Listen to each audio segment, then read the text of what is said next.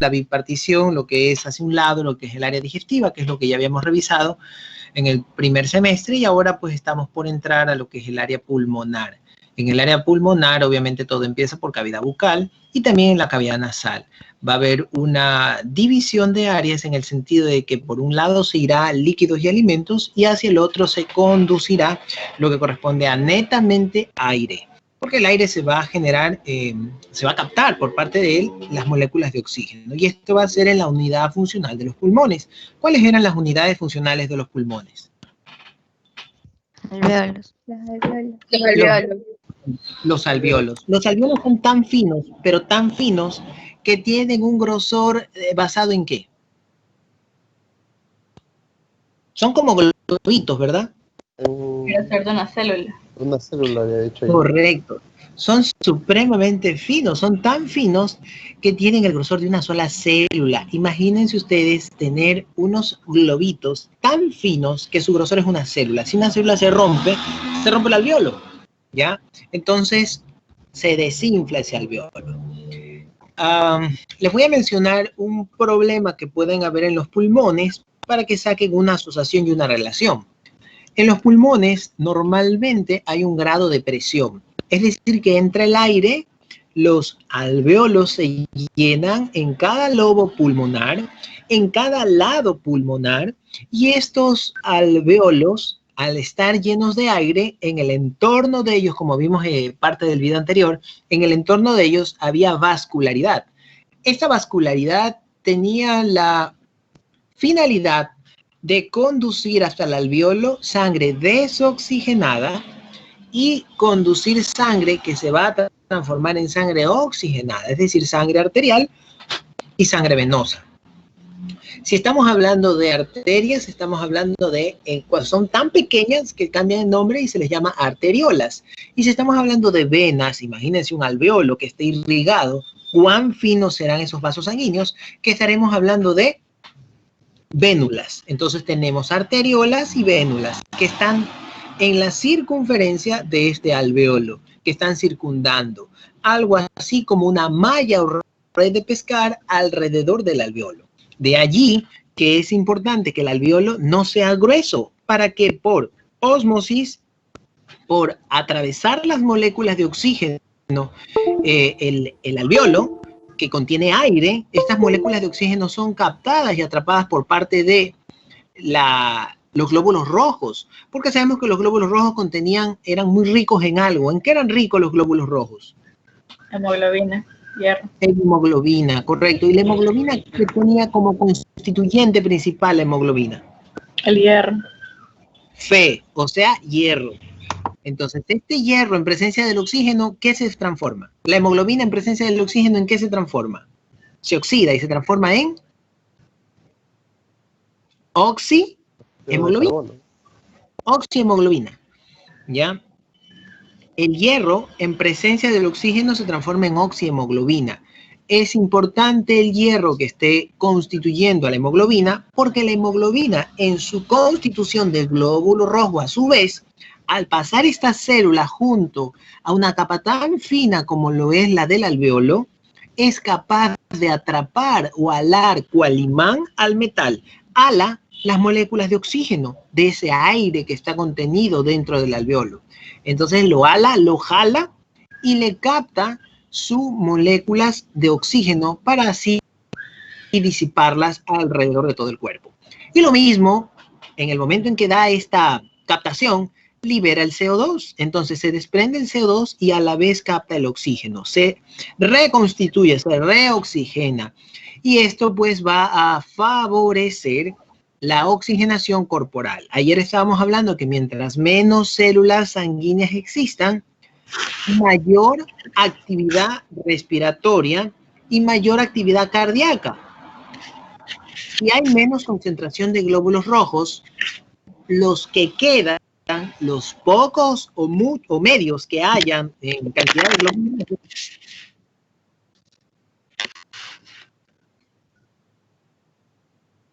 los pocos que quedan o hayan en cantidad de glóbulos rojos van a dar lugar a que tienen que ir así como las motos de Uber, ir rápido a despachar el producto y regresar por más. ir rápido a despachar el producto y regresar por más. Podría llegar el momento en el cual no se alcancen estas motos de Uber y colapse y todo el mundo quede con hambre, es decir, en el cuerpo todos los tejidos o gran parte de los tejidos queden sin oxigenación y empiece a ver, ¿cómo se llama cuando baja el oxígeno corporalmente? Cuando una persona, o un individuo, un ser vivo, empieza a tornarse de otro color. Hipoxia. Una hipoxia, correcto, una baja del oxígeno, hablando en términos generales. El cuerpo entra en hipoxia, hay mareos, desmayo. Cuando han visto las muertes que han ocurrido más en la sierra porque utilizan calefones, por estos calefones de gas en los departamentos, no se han percatado, toda una familia de repente se durmió en la noche, pero como se escapó el gas, se llenó de gas todo el departamento y empezó a haber un intercambio gaseoso negativo.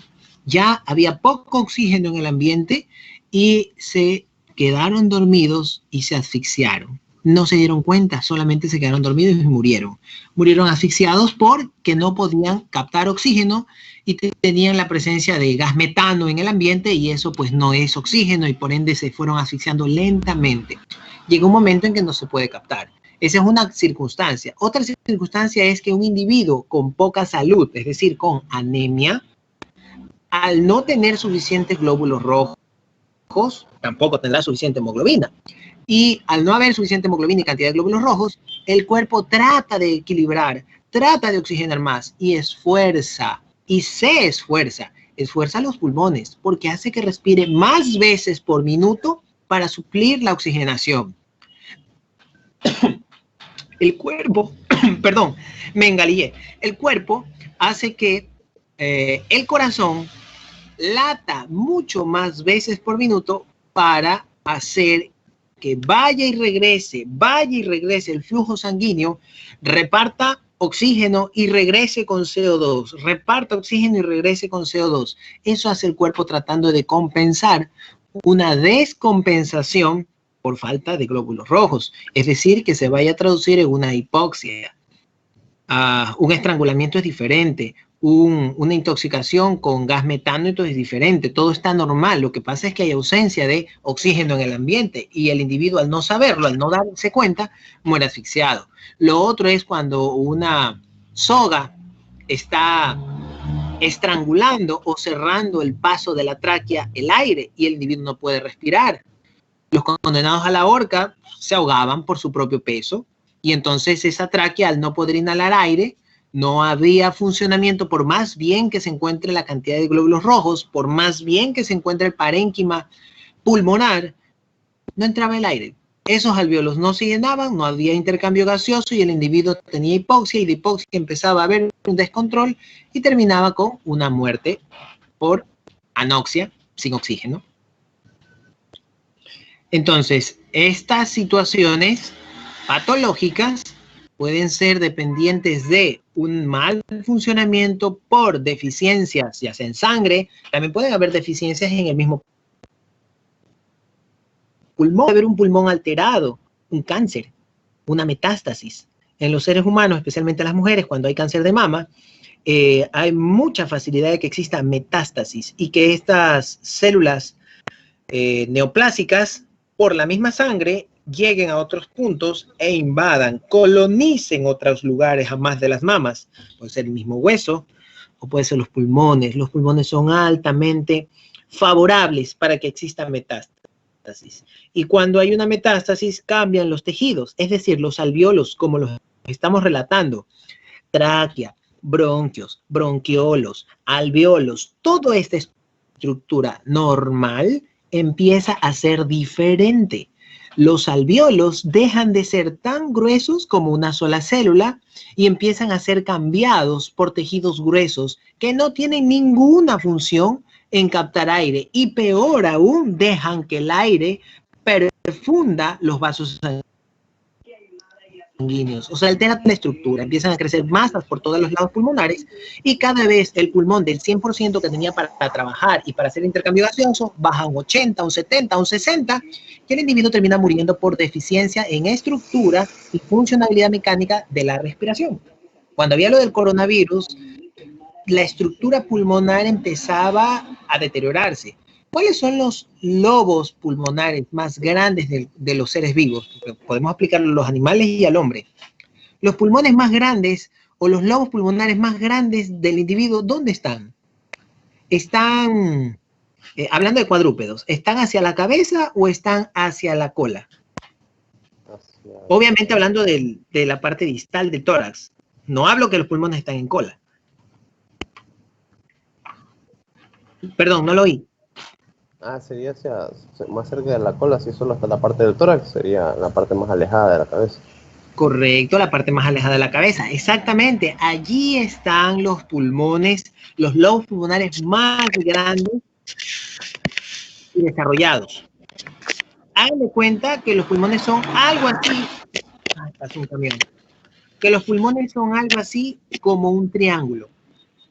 Si ustedes asumen un triángulo, que ven un pino que es medio triangular, la parte más grande no es la punta, sino la base. Asimismo, en los pulmones más desarrollados están en la parte de la base. La base de los pulmones va a colindar con el término del tórax. ¿Dónde termina el tórax y empieza el abdomen? Diafragma. En el diafragma, correcto. Esos lobos pulmonares toman el nombre del área que está dividiendo tórax y abdomen. Esos lobos pulmonares se van a llamar lobos diafragmáticos. Si hablamos de pulmones, los lobos diafragmáticos son los lobos pulmonares más grandes y desarrollados a ambos lados del pulmón. 5, 4, 3. Son los más grandes y desarrollados a ambos lados del pulmón. En un caso de metástasis puede ser invadido cualquier área y puede empezar a degenerar su funcionamiento y cada vez funcionan menos, hasta que llega el límite permitido en el cuerpo, que no es menos de 60%, entre un 60 y un poquito menos de un 60%, y el individuo puede colapsar.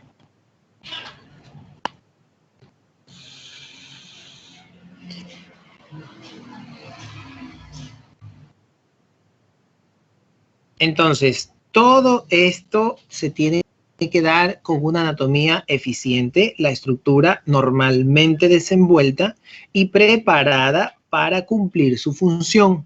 Sabemos cómo es una estructura pulmonar. Vamos a ver también cómo está dispuesto estos lobos pulmonares y si hay diferencia entre lados del pulmón, porque el pulmón tiene un lado derecho y el pulmón tiene un lado izquierdo. Tenemos que ver ¿cuál es la diferencia o semejanza entre el lado derecho e izquierdo? Realmente, entre el derecho y el izquierdo, la semejanza es que ambos tienen bronquiolos, bronquios, y tienen alveolos. Es exactamente igual, hablando de esto, entre el lado derecho y el lado izquierdo. Diferencias, que un lado es mucho más grande, y al decir más grande quiere decir que duplica o triplica el número de lobos el número de alveolos pulmonares, y que tiene a su vez más lobos pulmonares. Entonces va a tener mayor capacidad respiratoria, mayor capacidad de captación de oxígeno. Mientras que el otro lado tiene menos. Sin embargo, es tan importante como el lado más desarrollado. Vamos a ver qué lado es más desarrollado y por qué este lado es más desarrollado y por qué no el otro. Pulmones. ¿Quién quiere leer, por favor? Pulmones.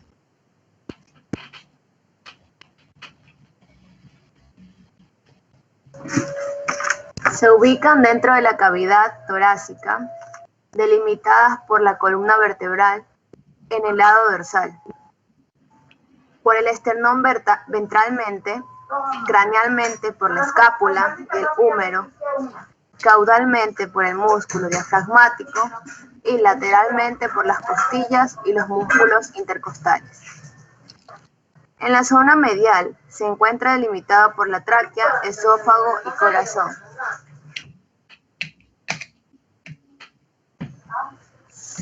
Los pulmones en mamíferos están formados por tejido elástico.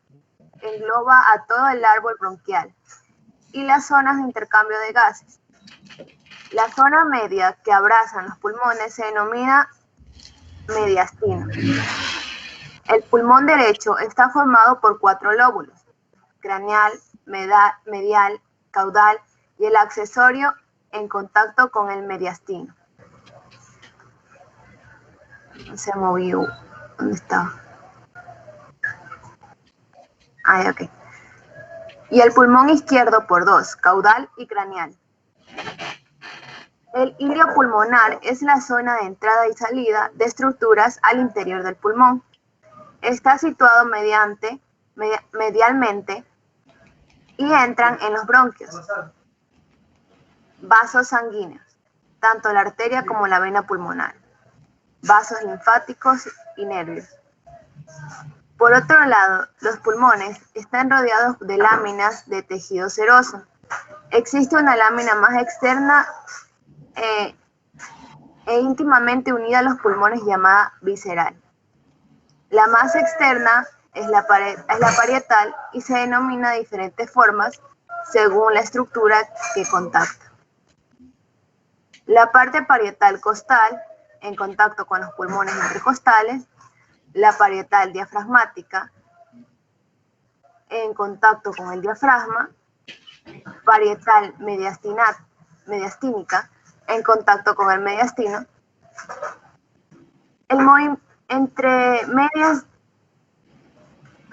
Entre medias de estas dos capas se encuentra la cavidad pleural llena de líquido.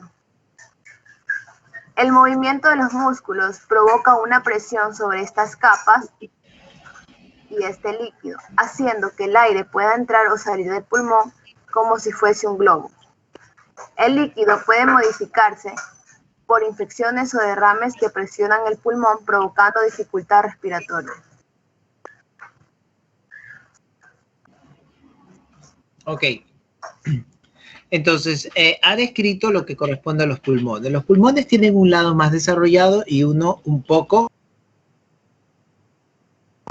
con desarrollo. Aquí podemos observar cómo se da esto del árbol bronquial. Se le llama árbol porque tiene un tronco y a su vez varias ramificaciones. Entonces, esas ramificaciones tienen como objetivo llegar a la unidad funcional del pulmón. ¿Cuál era la unidad funcional del pulmón? Los alveolos. Correcto, los alveolos. Imagínense empezar con el grosor, con un calibre de una tráquea y terminar con un globito diminuto, microscópico, que tiene el grosor de una sola célula. Imagínense los millones y millones de alveolos a los que tiene que llegar el árbol bronquial para rellenarlos de aire y que a su vez en este contenido de aire se disipe captando CO2 y permitiendo captar por parte de los glóbulos rojos oxígeno y a que a su vez regrese. Porque así como entra el aire, sale. Nosotros lo hacemos todo el tiempo. Inhalamos, exhalamos. En ese instante que se inhaló, entró aire a nuestro árbol bronquial a través de la tráquea, llegó a los alveolos pulmonares y a nivel de los alveolos pulmonares, gracias a la red que está envolviendo a este alveolo de vénulas y arteriolas, se va a dar este intercambio gaseoso. Los glóbulos rojos que están pasando junto a estos conductos vasculares van a disipar, van a desprender el CO2 y van a captar las moléculas de oxígeno, permitiendo que se dé el intercambio gaseoso. Una vez que se da este intercambio gaseoso, la sangre oxigenada transcurre hasta llegar a un lugar de bombeo para que sea bombeada a todo el cuerpo. Sabemos que este lugar de bombeo no puede ser otro que el corazón.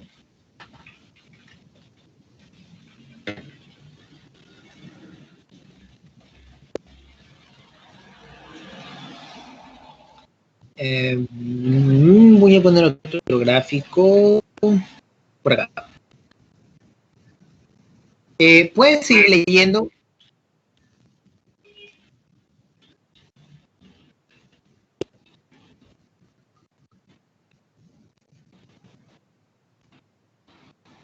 ¿Sí ve? La parte de que dice mediastino. ¿Te lo logra ver? Mediastino significa partición que en la práctica describe el espacio que se encuentra entre dos sacos pleurales. Estos sacos surgen desde el inicio del tórax al diafragma, proviniendo del límite dorsal dado por la columna y límite ventral dado por las esternebras. Ok, entonces el mediastino significa partición. En la práctica va a describir el espacio que se encuentra entre los dos sacos pleurales. ¿Qué es pleura? La membrana que recubre el pulmón. Correcto. La pleura es una capa de tejido que va a envolver todos los órganos que se encuentran dentro de tórax. Así como hay una pleura en tórax, hay otra capa de tejido en abdomen. ¿Cuál era la capa de tejido que envolvía los órganos del abdomen?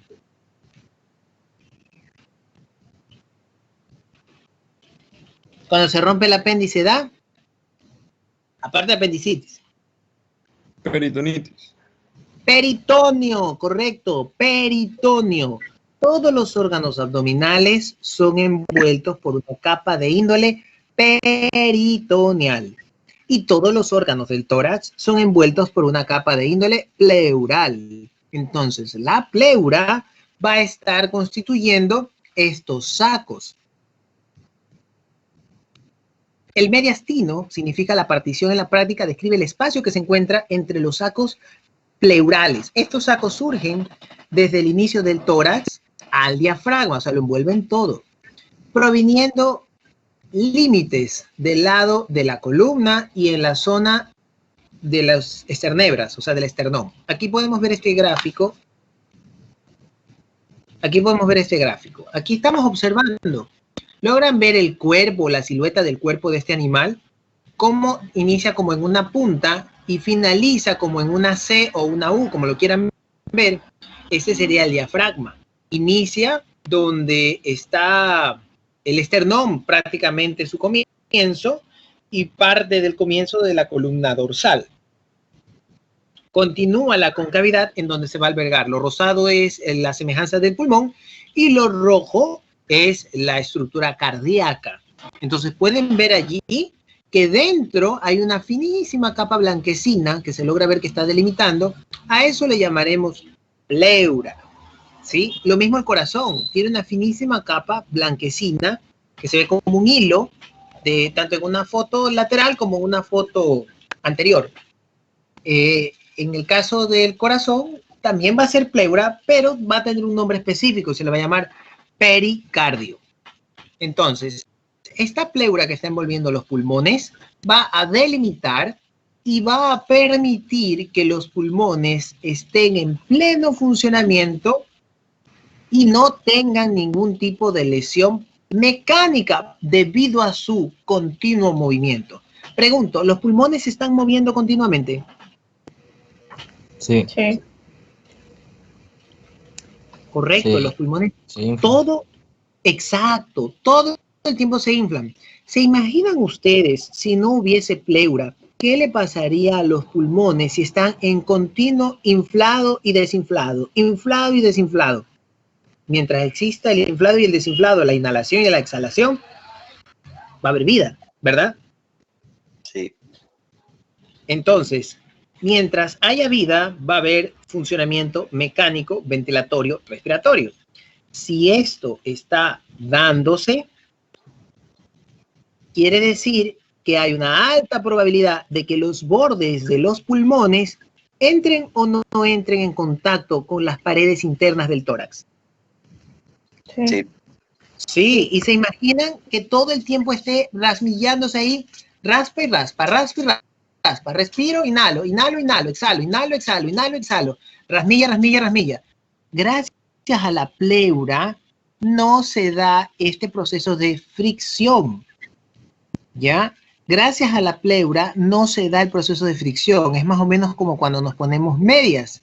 Gracias a las medias y los zapatos, nuestros pies no están como un cacho de vaca, como una suela de zapato, porque utilizamos amortiguadores desde el zapato hasta la media e impide que nuestros pies cambien en su estructura.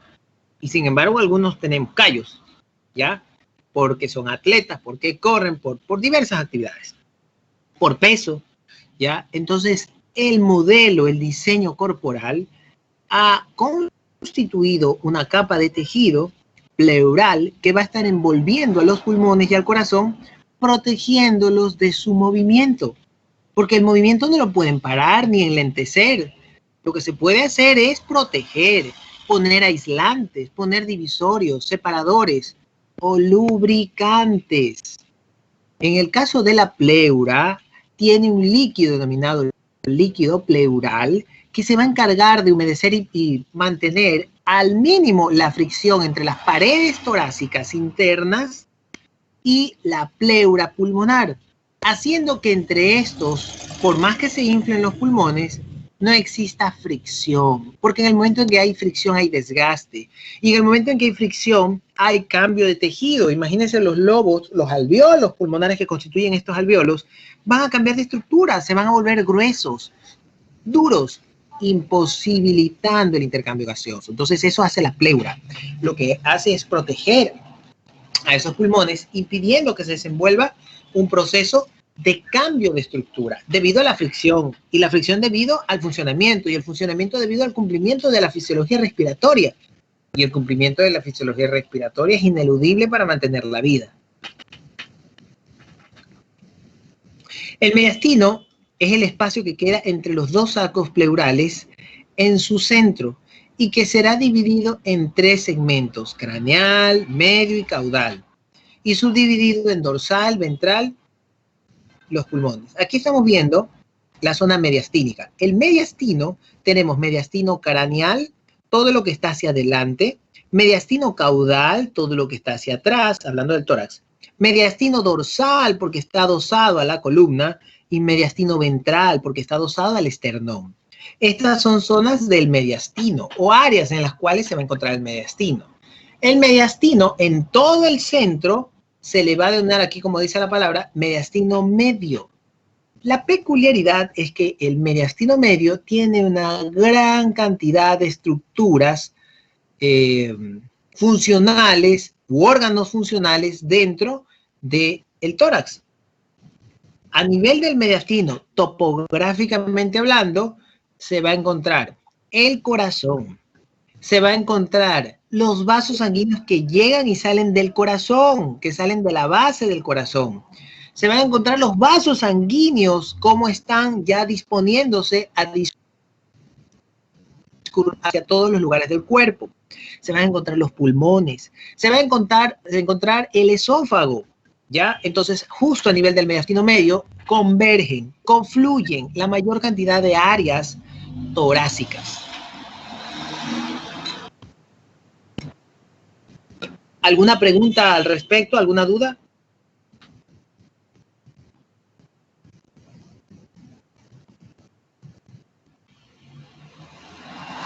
Ok, siga leyendo, por favor. Pulmón.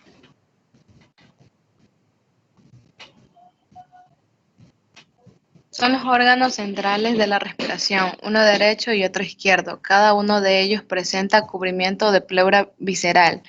Entre las paredes costal del tórax y el pulmón se encuentra el denominado saco pleural, y entre este con la pared torácica, pleura parietal, queda el espacio de la pleura que se encuentra lleno de líquido pleural que evita el roce de las vísceras torácicas.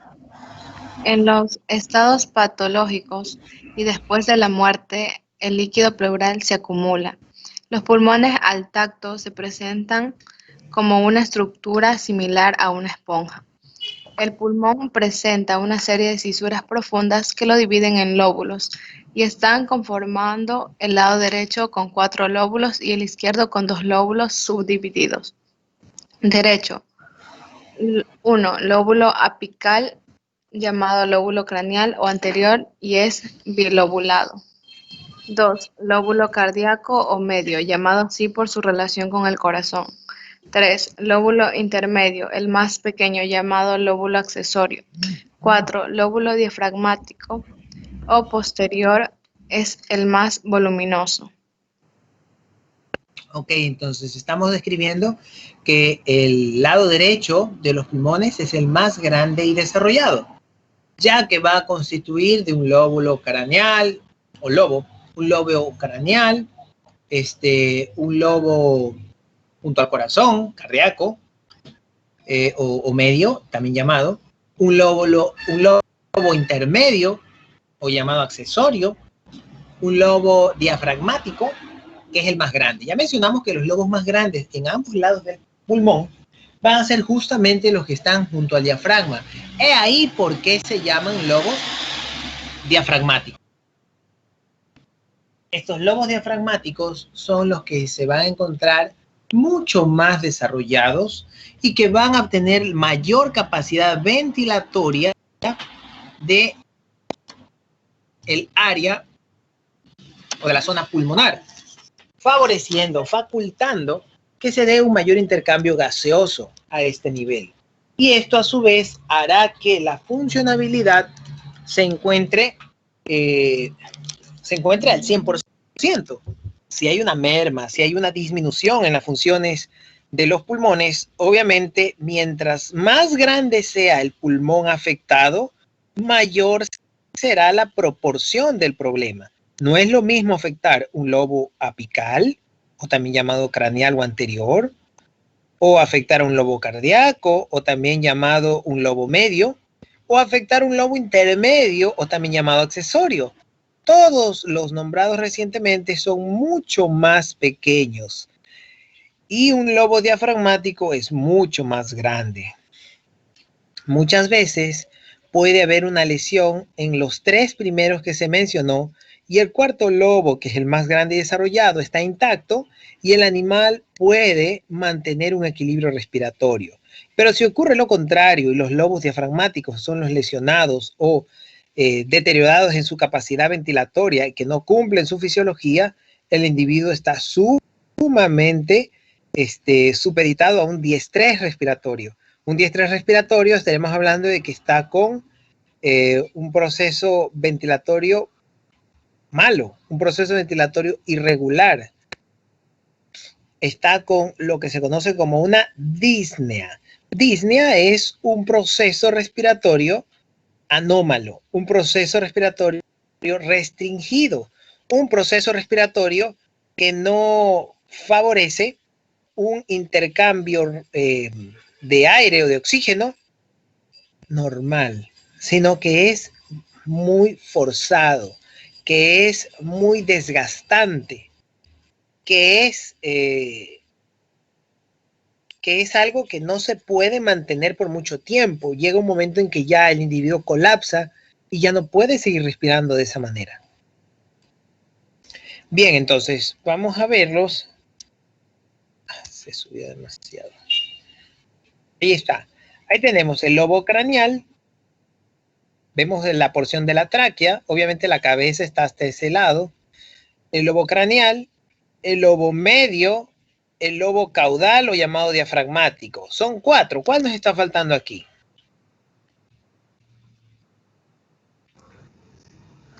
El cardíaco. El accesorio. El central. Ahí está, el accesorio.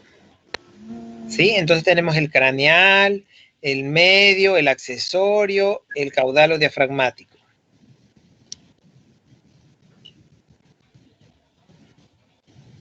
Entonces tenemos lobo apical, o también llamado craneal, o anterior. El lobo cardíaco, o también llamado medio. Cardíaco medio porque está hacia el centro y está juntito al corazón. El otro lobo es intermedio o llamado accesorio, ¿sí?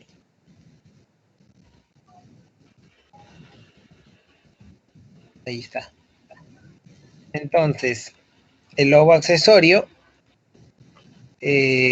los lobos que están en el entorno y que van a ser parte del lado derecho, porque estamos describiendo el lado derecho, que es el lado más desarrollado. Vamos a ver el lado izquierdo y vamos a tratar de entender qué ocurre con... Ay, que no se mueve bien. ¿Qué ocurre con las diferencias? Lado izquierdo.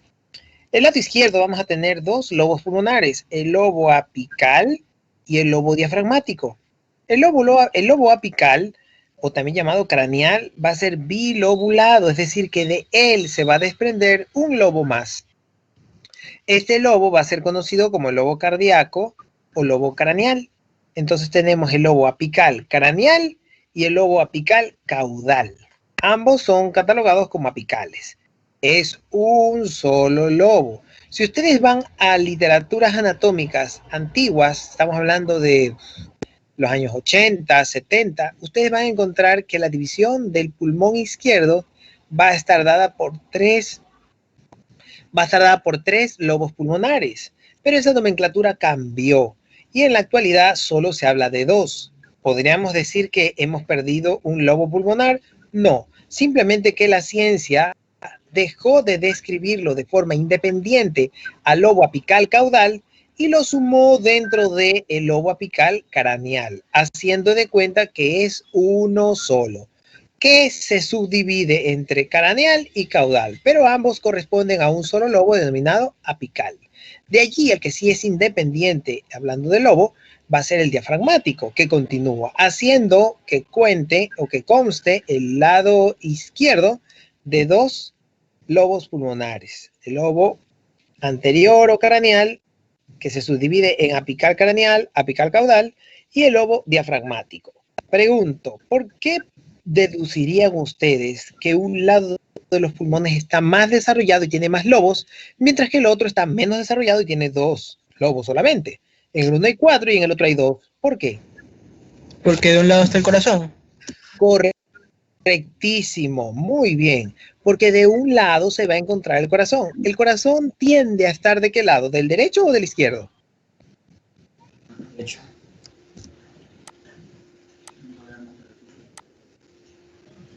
¿Quién da más? ¿Derecho o izquierdo? Está a la izquierda.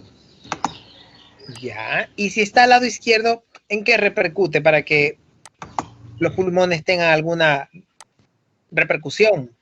Valga la redundancia. Ya, ¿y por qué? Correcto.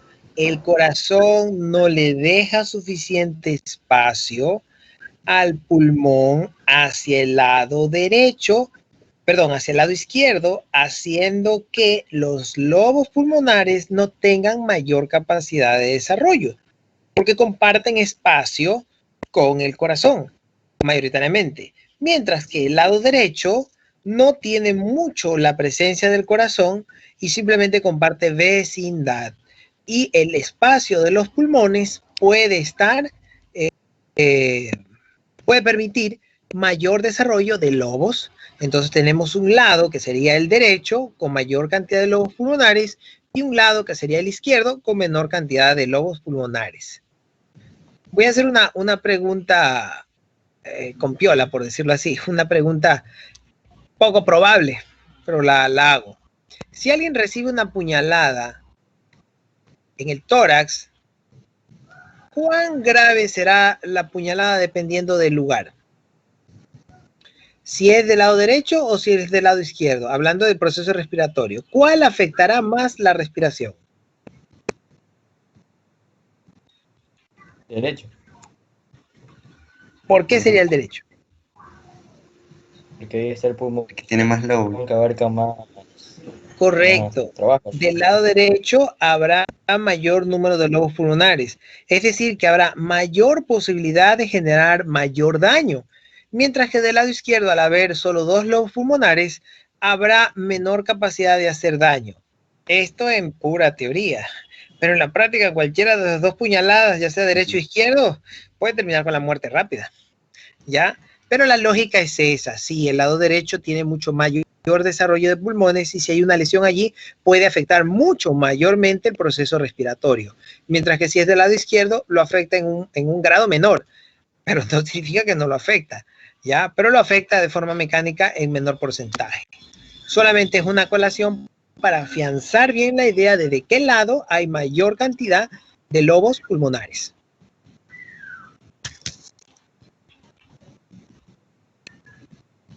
Y estamos viendo.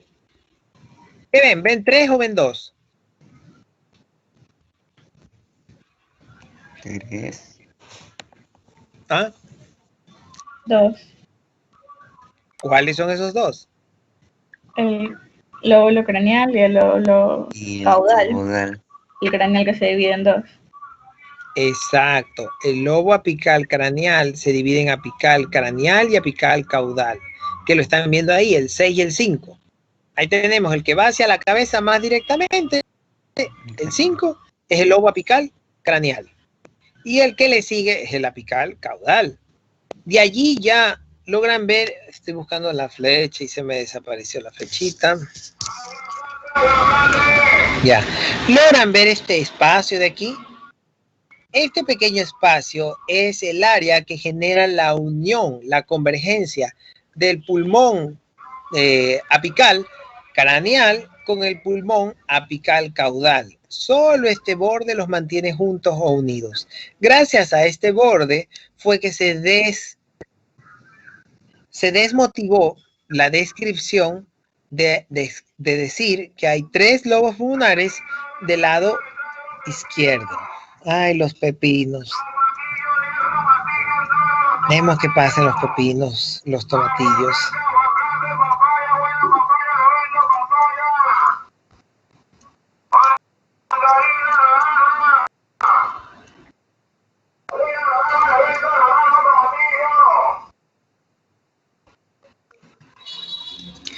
Creo que ya. Entonces, esta área entre el 5 y el 6 es el istmo. Un istmo es un punto de unión. Si ven que se afina aquí, de aquí está más grande, se va afinando hasta que otra vez se ensancha y forma o conforma el lobo apical caudal. Caudal porque está detrás del craneal. Entonces, ahí contamos los 3 lobos pulmonares. Tanto el derecho, que ya lo vimos anteriormente, y ahorita estamos viendo el izquierdo.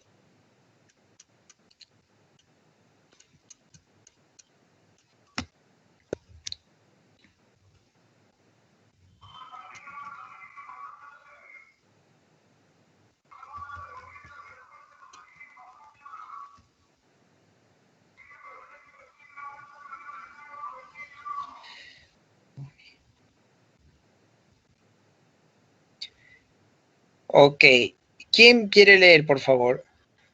Los pulmones presentan.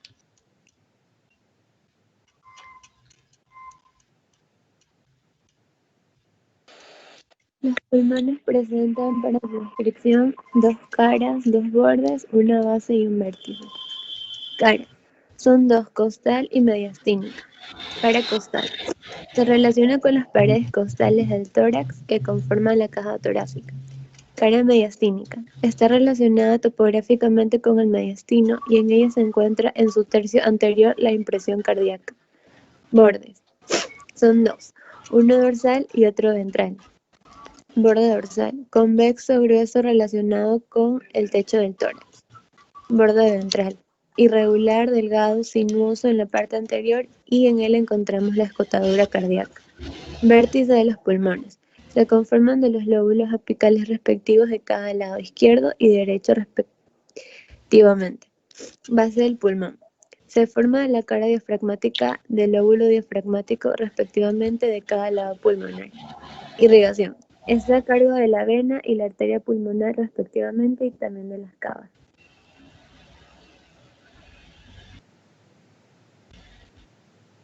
Inervación. Inervación. El 10º par craneal neumogástreo. Ya, bueno, aquí estamos viendo las características que tiene cada lado pulmonar. Aquí vemos pues que aparentan haber 3. Left, right, left, right. Right es derecha, ¿verdad? Y left es izquierda. ¿Sí o no? Sí. Si mi inglés no me falla. Ya, entonces, aquí tenemos el lobo apical craneal, que es la primera porción, el apical caudal. Ambos son lobos craneales o apicales, ¿ok? Son los que van más adelante. Y de allí surge uno totalmente independiente, al cual se le va a llamar el lobo caudal o también conocido como diafragmático. Si vamos al otro lado, tenemos el lobo apical craneal, de allí viene el lobo medio, ¿ya? El lobo accesorio y el lobo caudal o diafragmático. Entonces tenemos allí las características de estos lados del pulmón. Y si ven aquí que una especie como de anillos, esa es la tráquea. que llega a un punto en el cual se bifurca y forma dos caminos o dos conductos. Estos dos caminos o conductos es donde termina el nombre como tráquea y comienza el nombre como bronquios. Entonces es tráquea, bronquios y si se afina mucho más, bronquiolos, hasta llegar a la zona de los alveolos, en donde se da netamente el intercambio gaseoso para poder generar la fisiología de la respiración.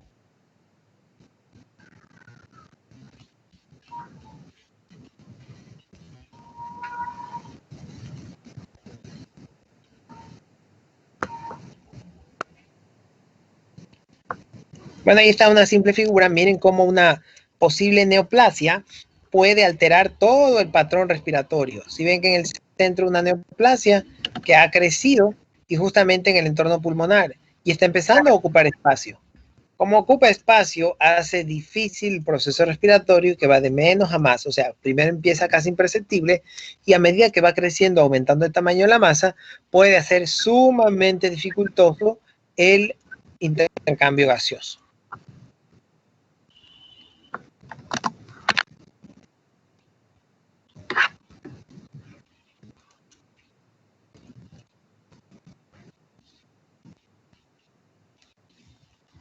Ahí estamos viendo radiografías, así es como se deben ver los pulmones, se deben ver negrito.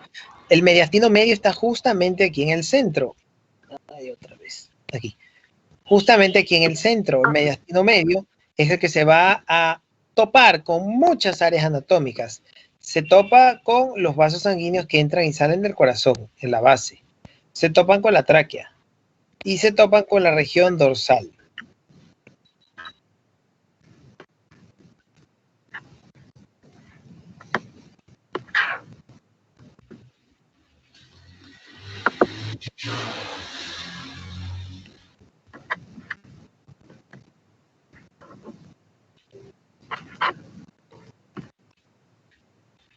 En inglés.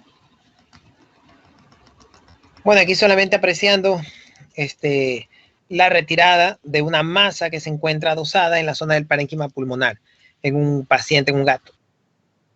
Una pregunta.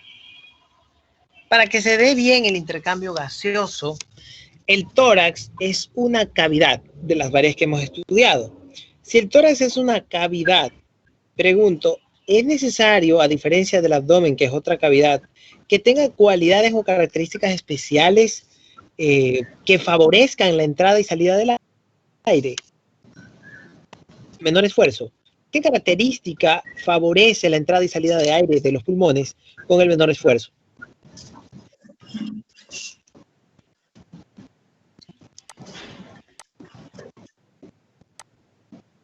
Ya, los músculos.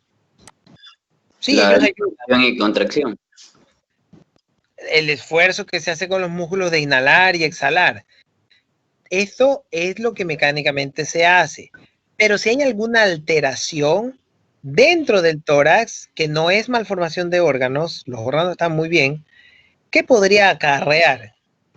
Que el proceso respiratorio deje de ser normalmente restringido por diversos motivos a pasar a ser bastante restringido o que genere bastante insatisfacción ventilatoria. Las costillas. El tórax debe de tener presión positiva o negativa. Negativa. Negativa, correcto. ¿Qué significa que el tórax tenga presión negativa? ¿Qué va a permitir o va a favorecer que se dé con mucha más facilidad? Se inflan los pulmones, bro. Exacto, la presión negativa va a favorecer el insuflado pulmonar, el llenado de los alveolos a satisfacción con el menor esfuerzo posible. Versus si ese mismo tórax se descompensa y se toma en consideración que tiene un corte o una lesión, ¿qué tan fácil será para esos pulmones seguir con la capacidad ventilatoria? ¿Se seguirá dando el proceso mecánico respiratorio normal o habrá alguna diferencia que dé lugar a un proceso difícil de intercambio gaseoso? Diferencia. Diferencia, ya, ok. Entonces quedamos en que la caja torácica tiene una presión negativa. ¿Cómo le devuelven la presión negativa si aquí este gato lo acaban de abrir y le acaban de sacar el pulmón? ¿Cómo hacen que la presión negativa regrese o retorne a la zona del tórax?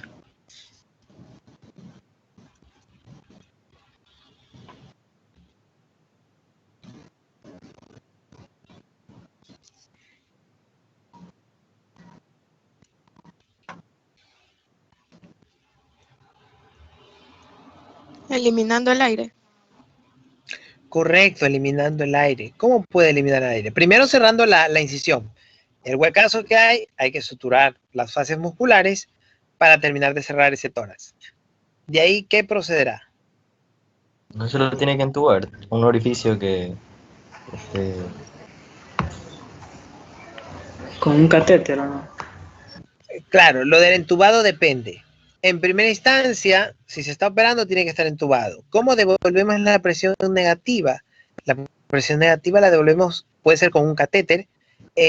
Penetra el catéter adentro del tórax y empezamos cual si fuera no sé, una bolsa de aire y empezamos a sacar con la jeringa aire y una llave de 3 vías. Saca aire, saca aire, saca aire. Se saca tanto el aire, ¿cómo saber cuándo parar o cuándo ya dejar de sacar aire? Que ya se devolvió la presión negativa. ¿Cómo lo sabemos?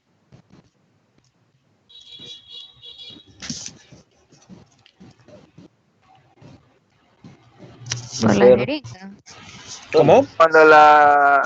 Cuando se regresa el émbolo. Se devuelve solo el aire, de la jeringa. Correcto. Solo el aire. Ahí ya su compañero lo acaba de decir. Cuando el émbolo se regresa, ustedes alan aire y la parte negra de la jeringa se dispara otra vez y se sella o se cierra. Ustedes dirán, se tapó. No, no se tapó. Lograron sacar la mayor cantidad de aire que estaba impidiendo un proceso normal, fisiológico, mecánico, ventilatorio. Eso es lo que se debe hacer y hay que tener mucho cuidado con cualquier lesión en el tórax porque puede haber un diferencial de presión y termina el individuo con disnea o dificultad respiratoria que puede terminar en muerte, tranquilamente.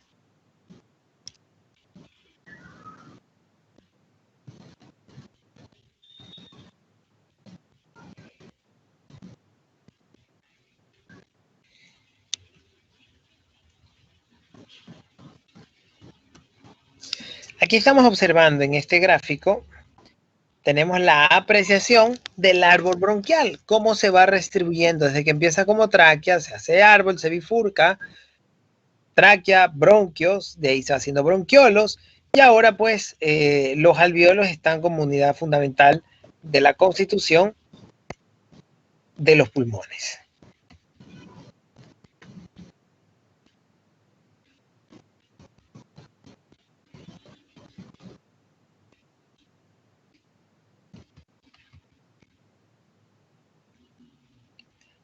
Mecanismo de bombeo. ¿Quién puede leer, por favor? Profesor, una pregunta. Y en los casos de que no recuerdo cómo se llama esa patología, que todos los órganos están al otro lado. Entonces, en ese caso, el pulmón derecho, si el corazón está Posición invertida, la posición invertida. Ajá, entonces ahí el pulmón derecho pasaría a ser el menos desarrollado y el izquierdo más desarrollado, ¿o cómo? Si realmente comprueban la situación de invertido, está todo cambiado y ahí ya no sé, o sea, sería una excepción patológica en la cual el lado que normalmente es el más grande, que es el derecho, ha pasado al lado izquierdo y viceversa. El lado que normalmente es el más pequeño ha pasado al derecho. Pero si es una patología excepcional, normalmente eso no ocurre. Todos nosotros, en teoría, no nos han demostrado lo contrario. Todos nosotros somos sanos, saludables y tenemos nuestros órganos donde debe estar, del tamaño que deben de ser para nosotros y de la robustez dependiendo del esfuerzo que hayamos hecho en ellos. Robustez fisiológica. Gracias.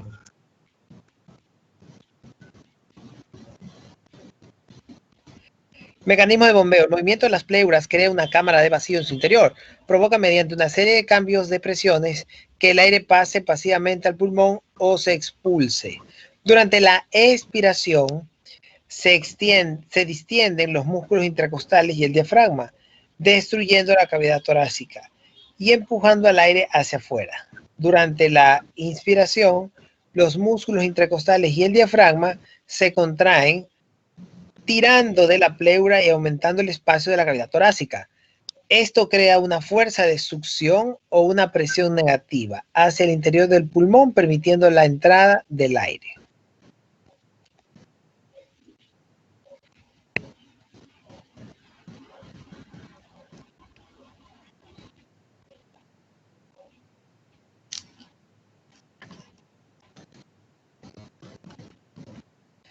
A ver, ¿quién puede leer diafragma?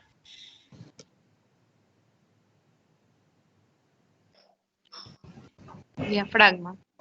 El diafragma es un músculo con forma de bóveda que separa la cavidad torácica de la abdominal, formado de fibras musculares esqueléticas.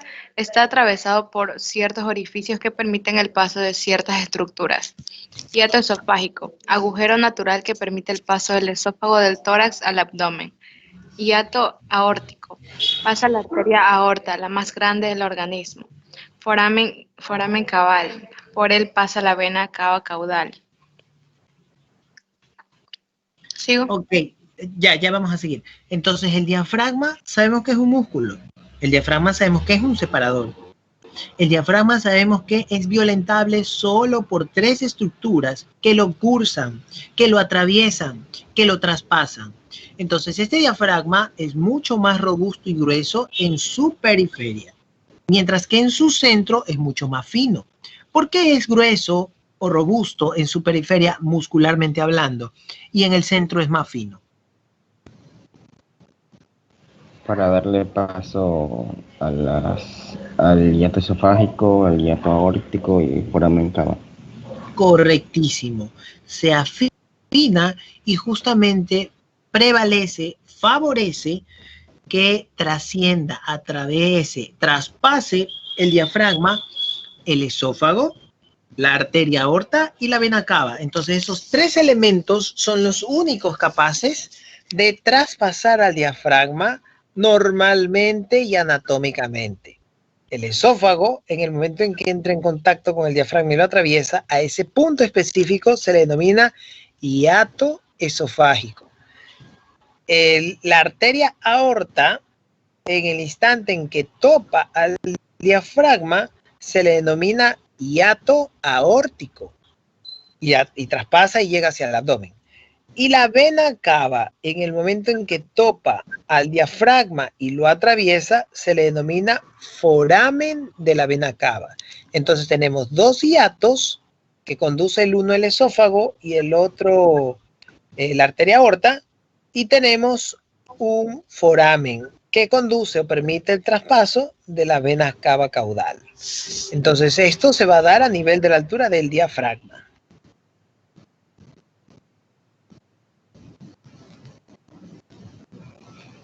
Pleura.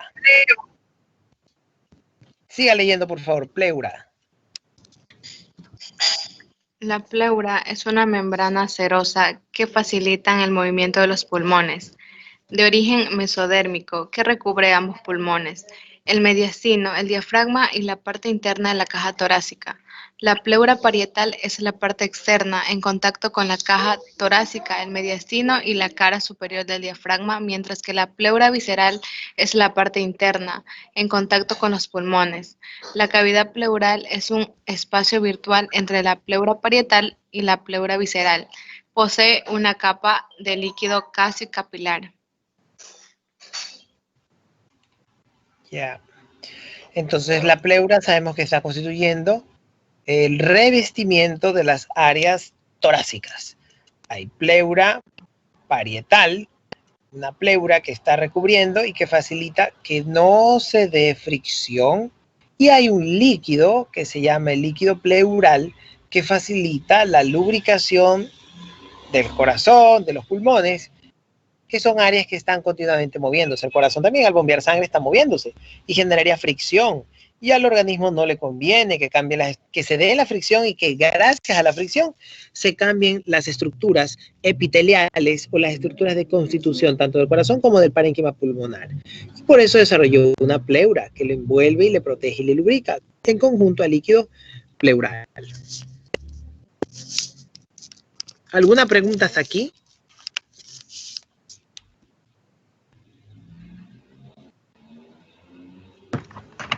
Doctor, una duda. Cuando se perfora un pulmón, bueno, en caso de una puñalada, por ejemplo, ¿cómo se hace para recuperar la pleura o cómo se la reconstruye o algo así? O sea, si se llegase a lesionar. Sí, en caso de, no sé. Ya, hablemos de eso entonces.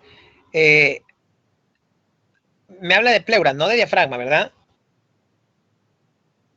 Sí, por ejemplo, o sea, si se clavó algo, pero por la parte del tórax.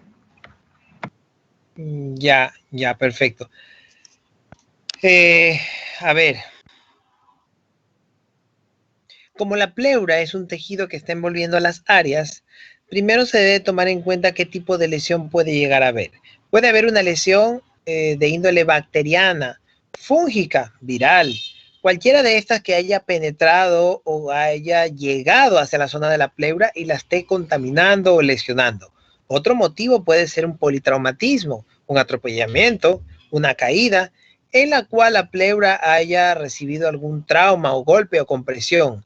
Esto da lugar a que se forme gas desprendido dentro de la cavidad torácica. Y al llenarse de gas o de aire esta zona del tórax, va a generar un cambio de presión.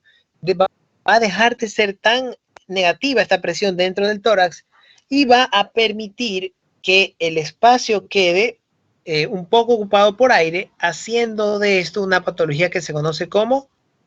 ¿Han oído cuando el tórax está por fuera de los pulmones lleno de aire? Se le denomina neumotórax. Neumotórax, neumo de aire. Entonces el neumotórax está lleno de aire y lo que hay que hacer es rápidamente la capacidad respiratoria de Vincent. ¿Podrán esos pulmones en ese instante en que está recibiendo la compresión externa inflarse? ¿Podrá expandirse el tórax y los músculos permitiendo que entre el aire con facilidad? ¿O todo lo contrario? Todo lo contrario. Todo lo contrario, no va a haber un favorecimiento de la entrada del aire que vaya a generar un proceso de respiración normal, sino que va a tener que acostumbrarse o tener que ocurrir que hacer la respiración de todo esto. El ingeniero Tosaín.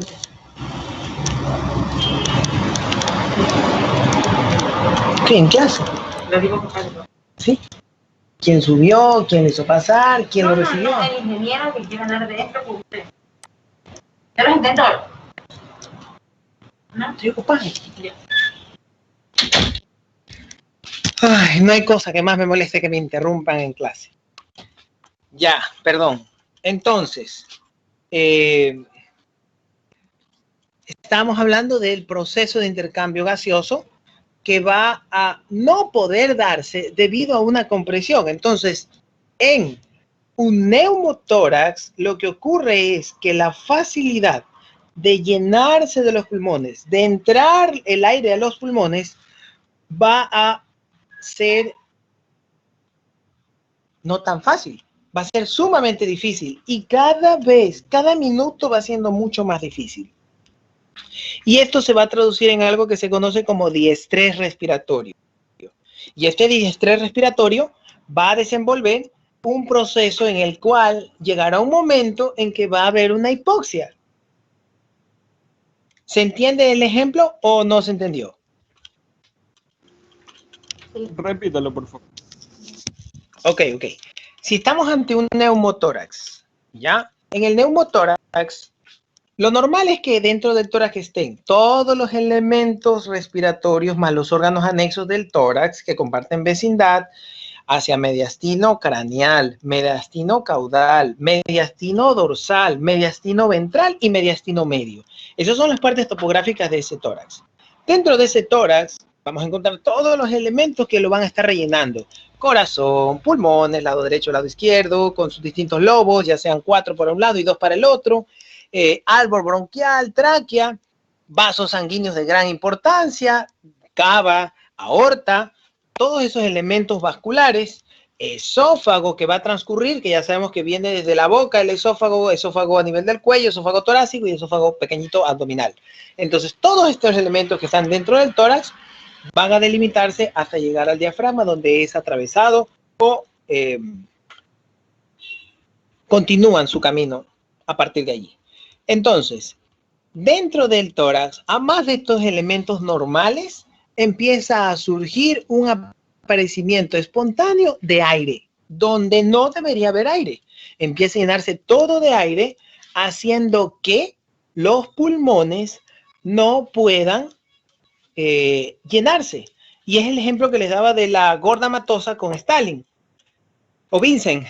Y era que viene ella y los abraza y no los deja respirar, les da el abrazo del oso, los aprieta. En el instante en que los está apretando, no les deja llenar los pulmones de aire porque no puede expandirse. Los pulmones, para poder hacer el fenómeno de la respiración, tienen que llenarse de aire, tienen que expandirse, tienen que insuflarse para que adentro de los alvéolos, que sería la unidad funcional fisiológica de los pulmones, y los vasos sanguíneos que los circundan a estos alvéolos, se dé lugar, gracias al glóbulo rojo, gracias a la hemoglobina, gracias al hierro que está contenido en la hemoglobina, se dé la oxihemoglobina y se pueda dar el intercambio gaseoso, dar CO2 y captar oxígeno. Entonces, nada de esto se puede dar porque hay presencia de aire y ese aire no deja que los pulmones se expandan.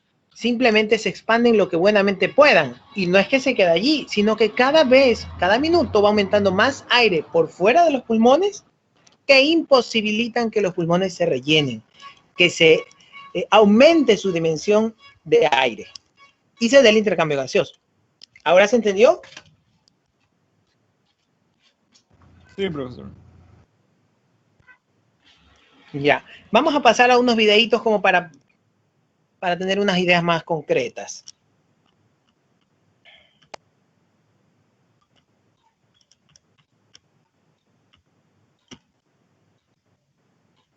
Ok, aquí tenemos el ejemplo que hacen en unos pulmones de cerdo. Pueden ver aquí que hay dos lados de pulmón. Tenemos un lado derecho y un lado izquierdo, luego veremos cuál es cuál. Tenemos en todo el centro una tráquea, que es la unión consecutiva de anillos cartilaginosos, semicerrados, porque no están totalmente cerrados, y la entrada, que es la glotis. De la glotis. Aquí están netamente los pulmones con su debido árbol bronquial. Van a hacer un experimento con él y ustedes van a ver cómo se da el proceso ventilatorio de forma mecánica.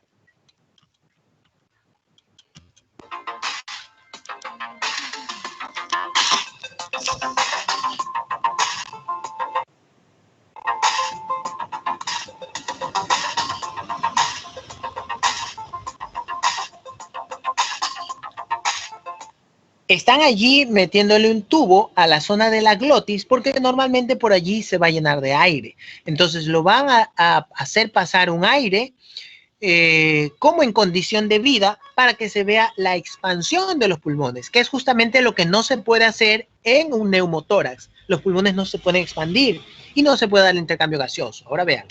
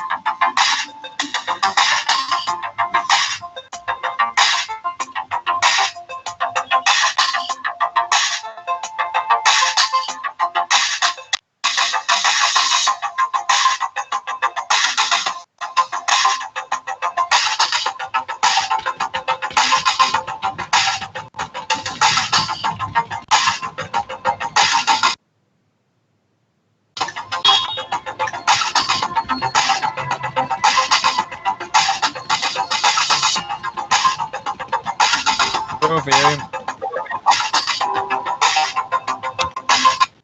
Ya, ahí ven la plenitud en la cual se ha expandido los pulmones. Hagan de cuenta que el tórax se delimita a la bandeja. Imagínense esa bandeja que es el límite para expandirse los pulmones.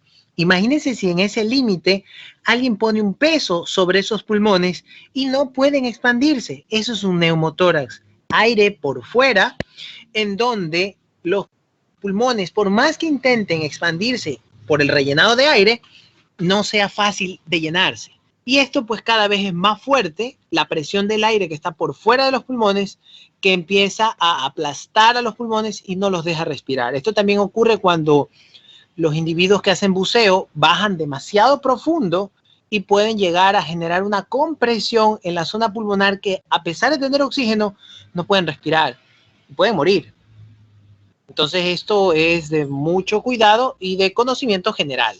Hay diversidad de patologías a nivel de la caja torácica, no es la única, pero vale la pena para que lo puedan entender. Vamos a ver otro. Profesor, ¿de qué especie era? De cerdo, de cerdo. Es de cerdo. No está tan evidente las subdivisiones, pero es de cerdo. Aquí en cambio vamos a verlo por dentro, que es más o menos lo que estuvimos viendo la otra vez.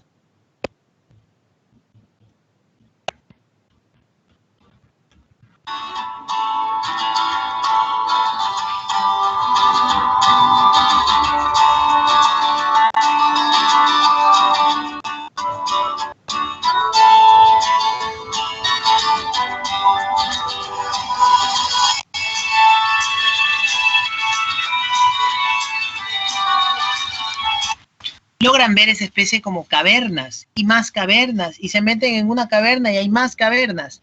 Es simplemente el proceso en el cual ustedes ven cómo de algo más amplio se va reduciendo y se van multiplicando las compuertas, se van haciendo más finas. Cada caverna que se entre es más fina que la otra y así sucesivamente hasta que llega un punto en donde la cámara ya no puede pasar más porque es tan pequeño el alvéolo microscópico que ya no llega hasta allí el proceso de la cámara. Entonces llega a un límite en el cual ya la reducción del calibre es tan mínima que ya no puede avanzar la cámara. Sin embargo, se sabe por los estudios que terminan pues los bronquiolos en los alvéolos pulmonares.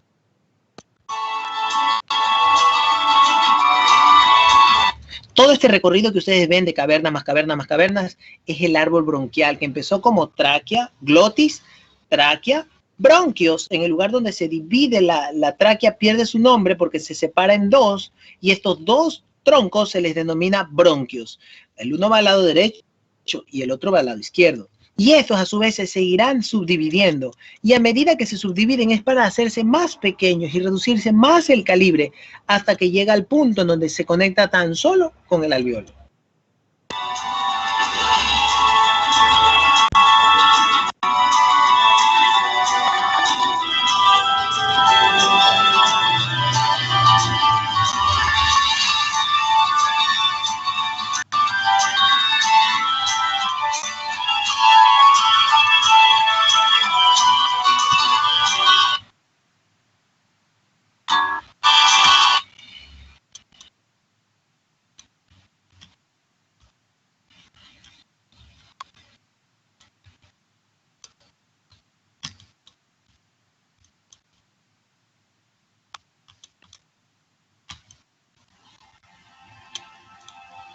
Esta es la explicación. Aquí está la glotis, de ahí viene la tráquea, y aquí se bifurca la tráquea. En el momento en que la tráquea se hace dos, deja de ser conocida como tráquea y pasa a llamarse bronquios. Cuando ustedes escuchen un expectorante bronquial, están hablando de sustancias químicas que ayuden a evacuar cualquier tipo de fluido, ya sea muy denso o poco denso, que se encuentre en los bronquios. ¿Quiénes son más susceptibles de tener procesos bronquiales? ¿Las personas mayores o los bebés o los niños? Ellos son mucho más susceptibles de procesos bronquiales. No se excluyen los adultos, sí, o adultos jóvenes, como el caso de ustedes. Sin embargo, es menos posible. Más posible es que un niño o un cachorrito tengan problemas respiratorios o un mayor, por diversas índoles.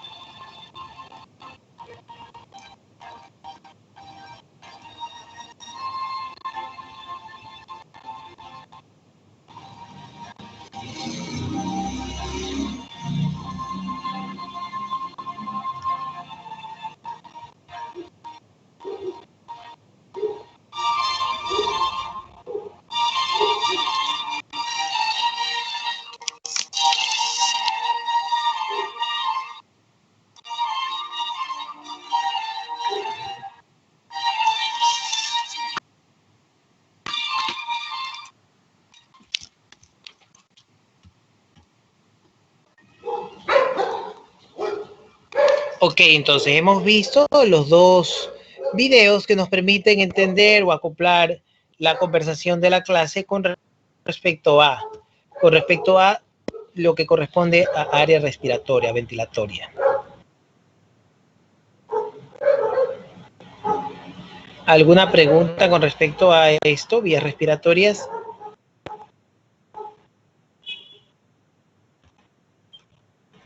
Y aquí nos toca ver algo relativamente rápido, como es la respiración en el caso de las aves. Pero lo vamos a dejar para la próxima clase. Tengo que tomar examen. ¿Quiénes son los que no han dado examen?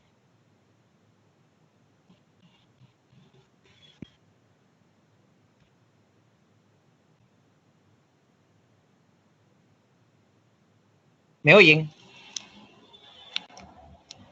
Sí. Nombres, por favor. Voy a anotar los que no han dado examen. Sharon Monar, profe. Solo Monar. Hay un chico que me está creo escribiendo.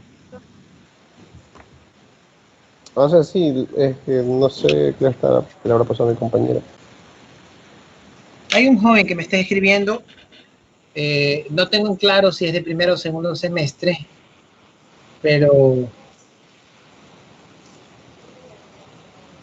O sea, que le está escribiendo en este momento o que le mandó mensajes hace unos me días. mandó el mensaje el día de hoy. Ah, entonces no soy yo. Sí, déjenme buscarlo y dejen para poder decirles el nombre de él y que ustedes me digan si es compañero de ustedes. Aquí está, me confirma.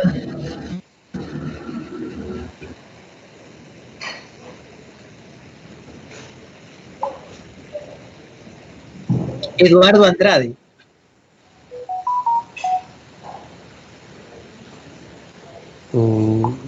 Del A no es. Del A no es. Del B creo que tampoco.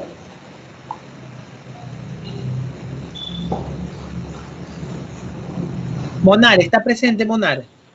Sí está presente. Ahora va a escribir en el chat porque dice que tiene problemas con el audio. Creo que ahora está escribiendo. ¿Qué problema?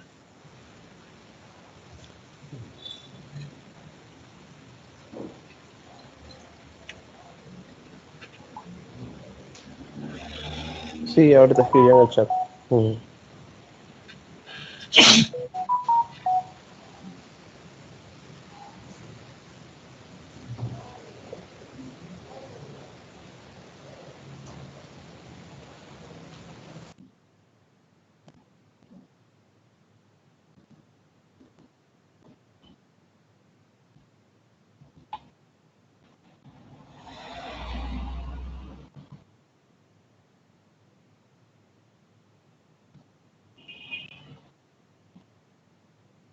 Doctor, ¿me escucha?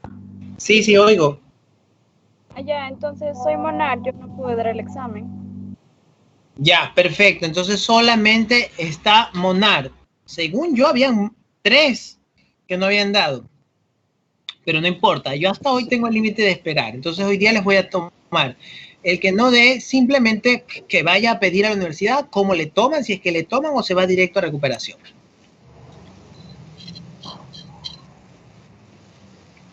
A ver, Monar, sí, dígame.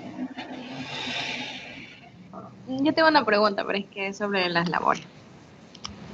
Dígame. Que, a ver, es que usted dijo que nos iba a decir sobre eso, que tenía ese proyecto. Ya, es que tenemos lo de Barbarita, pero no se ha concretado. Las autoridades todavía no lo han logrado concretar porque han estado ajustadas con una actividad que tienen que desenvolver con respecto a las prácticas que nos están dando. Por eso no lo han corrido tanto lo que corresponde a las prácticas. Lo otro es con respecto a la doctora Yaguno. Yo les voy a pasar el teléfono de la doctora Yaguno para que le consulten. Ella es la ex coordinadora. Ella les va a dar clases de laboratorio en segundo semestre, tercer semestre, si no estoy mal, tercer semestre. Entonces consúltenle a ella directamente porque ella es la que está a cargo de ese proyecto de investigación.